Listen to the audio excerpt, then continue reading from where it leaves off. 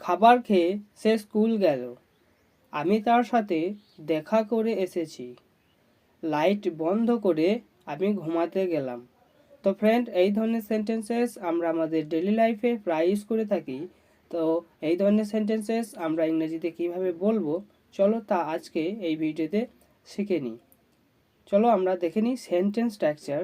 Sentence স্ট্রাকচারটি হচ্ছে having plus verb 3 plus object plus sentence. তো এগুলোকে আমরা গ্রামারের ভাষায় পারফেক্ট পার্টিসিপল বলি। তো পারফেক্ট পার্টিসিপল আমরা কখন ইউজ করব?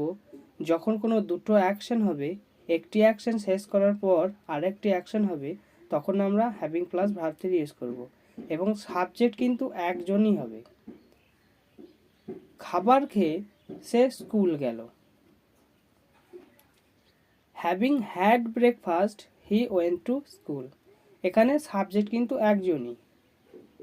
আমি তার সাথে দেখা করে এসেছি। Having met her I have come. আবার এইভাবে বলা যায়, I have come having met her. বাড়ি পৌঁছে আমি রান্না করেছি। Having reached home I cooked food. সে তাকে জানিয়ে এসেছে। Having informed him she has come. Light বন্ধ করে আমি ঘুমাতে গেলাম। Having switched of the light I went to sleep.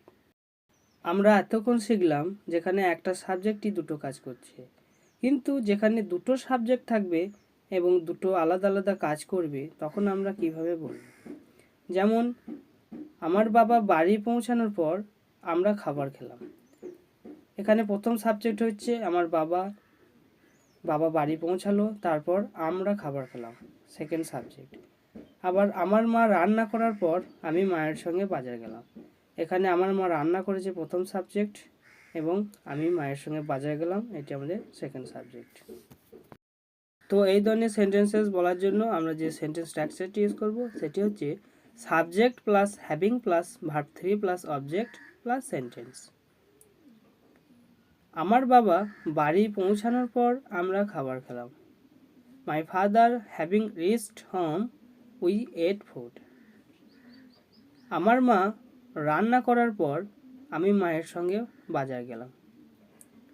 My mother having cooked food I went to market with her. তো ফ্রেন্ড, আজকের ভিডিওটি এই পর্যন্তই। দেখা হচ্ছে নেক্সট ভিডিওতে। বাই।